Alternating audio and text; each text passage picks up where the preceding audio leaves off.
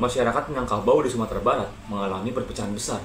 Sebuah kelompok reformis Islam yang disebut kaum Padri ingin menghapus kebiasaan lokal yang dianggap bertentangan dengan ajaran Islam, seperti perjudian, miras, dan adat istiadat yang dianggap bertentangan dengan syariat. Setelah pengepungan panjang selama 6 bulan, Benteng Bonjol akhirnya jatuh ke tangan Belanda.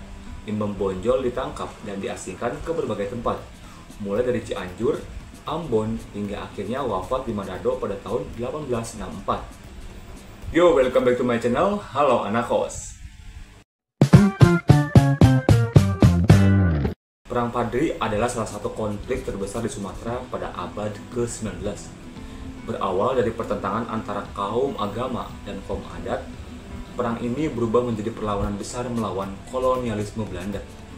Dipimpin oleh Tuanku Imam Bonjol, perjuangan ini berlangsung selama lebih dari 3 dekade dan meninggalkan jejak mendalam dalam sejarah Indonesia.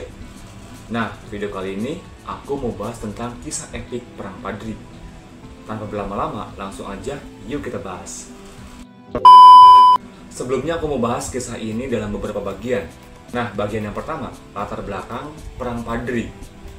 Pada awal abad ke-19, masyarakat Minangkabau di Sumatera Barat mengalami perpecahan besar. Sebuah kelompok reformis Islam yang disebut kaum Padri ingin menghapus kebiasaan lokal yang dianggap bertentangan dengan ajaran Islam, seperti perjudian, miras, dan adat istiadat yang dianggap bertentangan dengan syariat. Kaum Padri ini dipengaruhi oleh gerakan Wahabi dari Timur Tengah. Mereka dipimpin oleh tokoh-tokoh agama seperti Tuanku Nan Receh, Tuanku Imam Bonjol, dan Tuanku Tambusai. Tujuan mereka adalah membersihkan Islam di Minangkabau dari pengaruh adat yang dianggap menyimpang. Namun di sisi lain, ada kaum adat, kelompok yang mempertahankan tradisi nenek moyang yang sudah lama dianut oleh masyarakat Minangkabau. Mereka merasa bahwa ajaran Islam harus tetap berdampingan dengan adat yang sudah mengakar dalam kehidupan mereka. Nah, ketegangan antara kedua kelompok inilah yang akhirnya memicu perang saudara yang berkepanjangan. Nah, kemudian yang kedua, mulailah terjadinya perang antara kaum Padri dan kaum adat pada tahun 1803 sampai 1821. Pada tahun 1803, perang antara kaum Padri dan kaum adat pecah di berbagai wilayah Minangkabau. Kaum Padri yang dikenal sebagai pejuang militan melancarkan serangan terhadap desa-desa yang menolak ajaran mereka. Banyak pemimpin adat yang gugur dalam pertempuran ini. Di bawah kepemimpinan Tuanku Imam Bonjol, kaum Padri berhasil menguasai banyak wilayah, termasuk Bonjol, Lintau, dan Rau. Mereka mendirikan pemerintahan Islam yang lebih ketat dan menerapkan hukum syariat dalam kehidupan masyarakat. Kaum adat yang semakin terdesak akhirnya mencari bantuan kepada pihak luar. Mereka pun melakukan langkah yang akan mengubah jalannya perang, meminta bantuan kolonial Belanda. Nah, kemudian bagian yang ketiga, adanya campur tangan Belanda pada tahun 1821 sampai 1837. Pada tahun 1821, kaum adat meminta bantuan Belanda untuk melawan kaum Padri. Belanda yang saat itu sedang memperluas pengaruhnya di Nusantara, melihat ini sebagai peluang untuk menguasai Sumatera Barat. Belanda mengirim pasukan dengan persenjataan modern dan mulai merebut wilayah-wilayah yang sebelumnya dikuasai kaum Padri.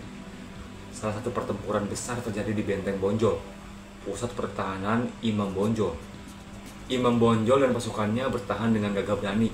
Mereka menggunakan taktik gerilya untuk melawan pasukan Belanda yang jauh lebih kuat. Namun, karena kehabisan sumber daya, pertahanan mereka mulai melemah. Nah, lanjutlah bagian keempat dengan penawanan Imam Bonjol dan akhir perang pada tahun 1837. Pada 16 Agustus 1837, setelah pengepungan panjang selama 6 bulan, Benteng Bonjol akhirnya jatuh ke tangan Belanda.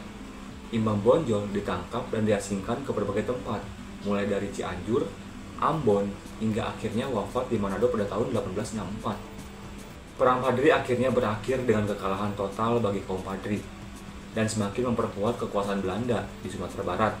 Namun, semangat perjuangan Imam Bonjol tetap dikenang sebagai simbol perlawanan terhadap penjajahan. Nah, bagian yang terakhir yaitu dampak Perang Padri.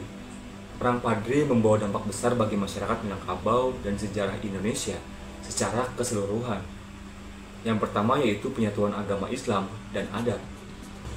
Setelah perang, masyarakat Minangkabau mulai menyatukan ajaran Islam dengan adat dalam konsep adat Basandi Syarak, Syarak Basandi Kitabullah, yang berarti adat didasarkan pada ajaran Islam. Dampak yang kedua, Belanda makin berkuasa di Sumatera Barat.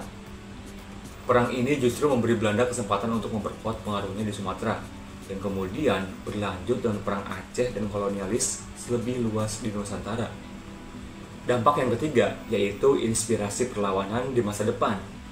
Perjuangan Imam Bonjol menjadi inspirasi bagi para pahlawan nasional dalam melawan penjajahan di era berikutnya. Nah, kesimpulannya adalah Perang Padri bukan hanya perang antara agama dan adat, tapi juga simbol perjuangan melawan penjajahan. Meskipun Imam Bonjol kalah, semangat juangnya tetap abadi dalam sejarah Indonesia. Nah, kira-kira apa pendapat kalian tentang Perang Padri? Apakah Imam Bonjol layak disebut sebagai pahlawan nasional? Tulis di kolom komentar ya.